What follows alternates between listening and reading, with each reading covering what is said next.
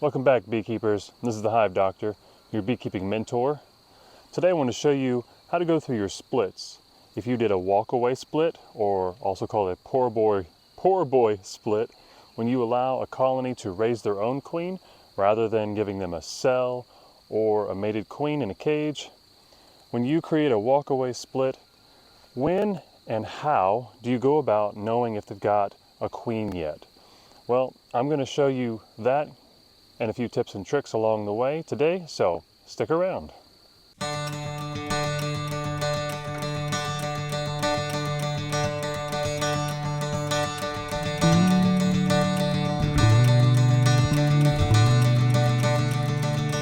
Hey beekeepers, I recently made 4 walk-away splits. Now on 3 of those I found and spotted the queen, and I wanted those queens to remain with the parent colony that I split from, and the colonies that I relocated were the queenless splits. However, one of those, I couldn't find the queen. It just happens from time to time where that girl will just evade you no matter what. She knows how to hop to the next frame when you're picking up the one that she was on, and she's just really good at hiding that big old butt of hers. So what I did was, when I relocated those splits, I put my 3 queenless ones on one of my hive stands, and I put the one I wasn't sure if it had the queen or not on another hive stand. Now the reason I separated those 2 is because often when you make splits, if you've got one of those splits that has a queen, your other queenless splits will actually be attracted to the queen right colony, and you will lose population from the other ones because they know they're queenless. They know they want a queen, and so they just sniff out the closest one and they go to her. And what that ends up doing is creating failure in your other splits. They become weak in population. They don't have nearly the bees that they had when you originally split them and relocated them. And now you've got one really strong split because she had the queen and she's attracted all these other foragers to her. So I made these splits 4 days ago, and I'm going to show you how you can tell if a colony does in fact not have a queen, or if it does have a queen. There's a very easy telltale sign, and you need to wait at least 3 days before you go into your splits to find out what that is. And basically what it is looking for drawn out cells. After day 2, you'll see the bees have started to elongate a worker cell. That is a larva they've chosen to force feed royal jelly to, that they've chosen to raise as one of the potential new queens among others on that frame or another neighboring frame in the colony. Once you have got day 3, 4, and 5, that elongated cell, they just keep adding new fresh wax to, and it gets longer and longer till eventually they cap it off, and she continues to develop. And on day 16 from day 1, when she was originally an egg, a fertilized egg, she will be emerging as a new virgin queen. So today we're going to be looking for those elongated cells, also known as a charged cell, because they'll have larvae in them. And so if we don't find one of those in the hive on the very end that I suspect might have the queen, it's possible to not even find the queen, her be in there, but if we don't find any cells that they've started to draw, showing us indications that they're raising a new queen, it means I did bring the queen with that colony, which also means that the colony I split her from is going to have to raise a new queen. And if we went over to that location today, we would see what we're going to see in these 3 other splits that I know do not have the queen. So let's get a smoker lit and get our noses in the hive. All right, we're going to be looking in this split first. On this hive stand is where I put the 3 colonies that I know do not have a queen. I'm going to smoke their entrance a little underneath the hive cover. So I know that we're going to find some drawn out cells in these 3 colonies. I'm just going to show you inside of this one. Now, one thing to note is I know that when I was making this one was a little hot. And what I mean by hot is when a colony is a little more aggressive than others. They may not be today, but if you know you've got a hot hive among several of your colonies, leave that one for last to inspect. Because if you do it first, they're going to be bugging you for the rest of that inspection, always in your face, stinging your hands, and that's not something you want. So save them for last. I'm going to come in here and remove one of these frames they're not on so I can work my way safely towards the brood nest. I made 4 frame splits,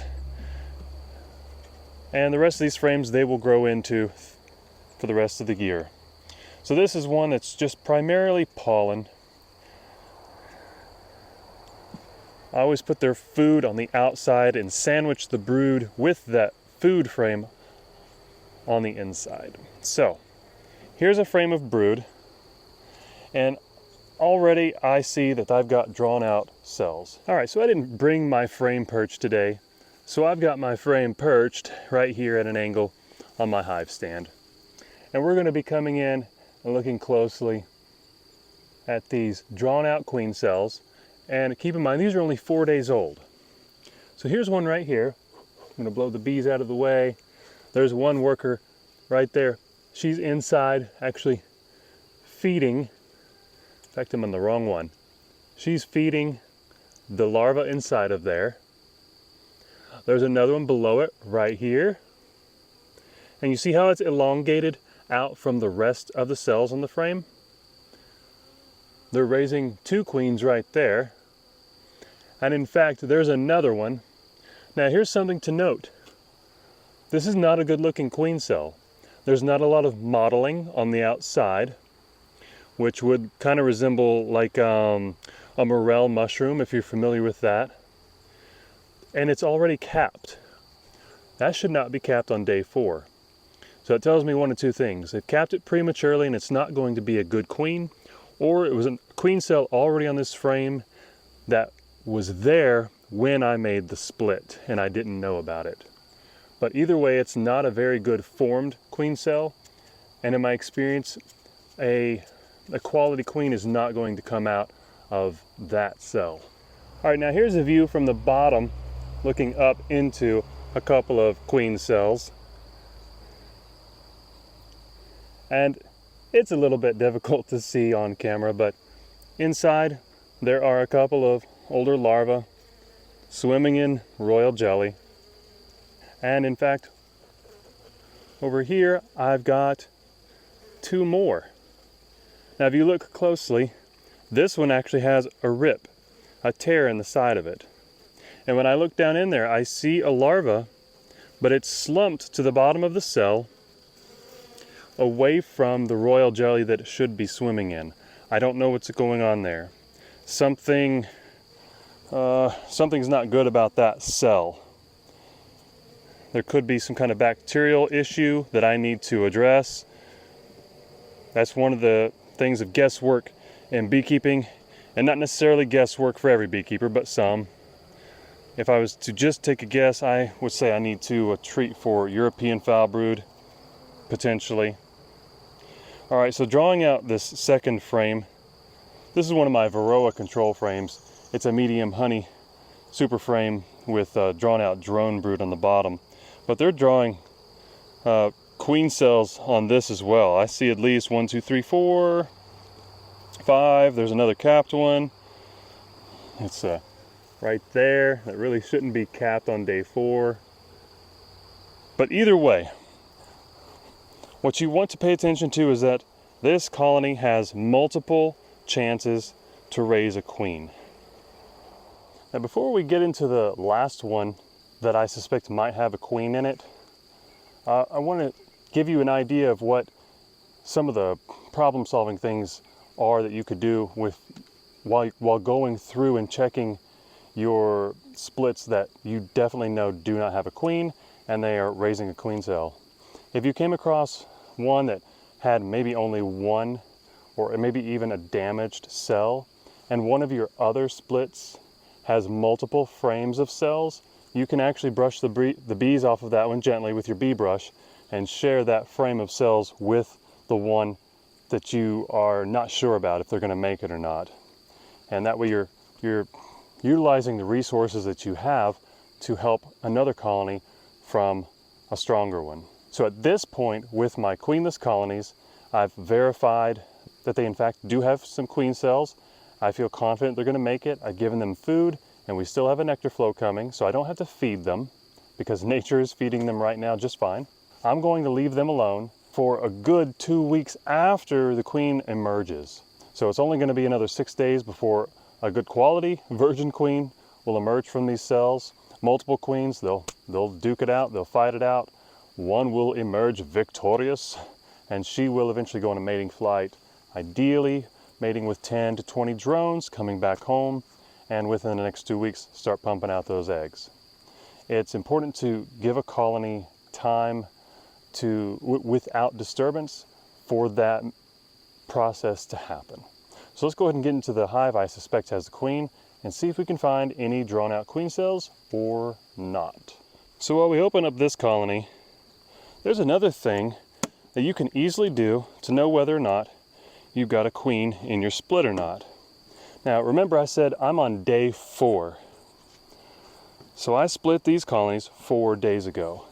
And since eggs are only eggs for 3 days, then theoretically, if there's not a queen in this colony, there will not be any eggs. Which means in turn that if I find eggs, it means that I do have a queen. All right, just a little bit of smoke. I'm going to approach them the same way we did the other colony, from the outside going in. And one thing about when you make splits, I made this split during my first honey or nectar flow of the year. That means on the next nectar flow, that's going to be the time when they grow. It's not likely that I'm going to be able to harvest any honey from my splits this year. All right, so this outside frame that I gave them, it has capped honey, open nectar, and older larvae. I'm looking towards the younger larva to see if I see eggs, and in fact I do. So that means I've got a queen in here, which also means to verify that, I'm going to look at my 2 brood frames that I gave them and see if we have any drawn out queen cells, and we shouldn't. I'm not seeing any drawn out queen cells, and these girls are quite calm, and in fact there's the queen. So I did pull the queen. I'm going to bring her to you so that you can see her now. Okay, right there she is, about the center of the screen. She's a tiger striped, is what I like to call her, because she's neither light nor dark. She's both, which could have been what made it kind of difficult for me to find her to begin with. See how she flips sides of the frame there? Queens are good at doing that to elude you. All right, she's center frame there again. So we've got the queen, and that means that the colony I split her from is going to have to raise a new one, which also means that today they have 4-day-old queen cells. The only thing I really need to remember is which colony I split her from, and I do remember, so that's good. And one last tip I think you guys will really appreciate knowing. Sometimes when we're not even dealing with splits, you may come across a colony, you don't know what it's been through the last week or 2. You haven't been there in a little while. You don't know what changes might have occurred. A new queen perhaps, kicking out an old one, swarming.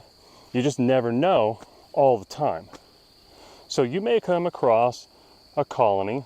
It looks kind of small, but you see what looks like swarm cells at the bottom of the frame, because that's where the books tell us swarm cells are. Or you might see queen cells up towards the middle of the frame and know those as supersedure cells. Again, that's what the books tell us. However, I've noticed in these splits that I've looked through the day that have created queen cells, some were along the bottom and some were up in the middle. So are they swarming or are they superseding? In fact, they're doing neither.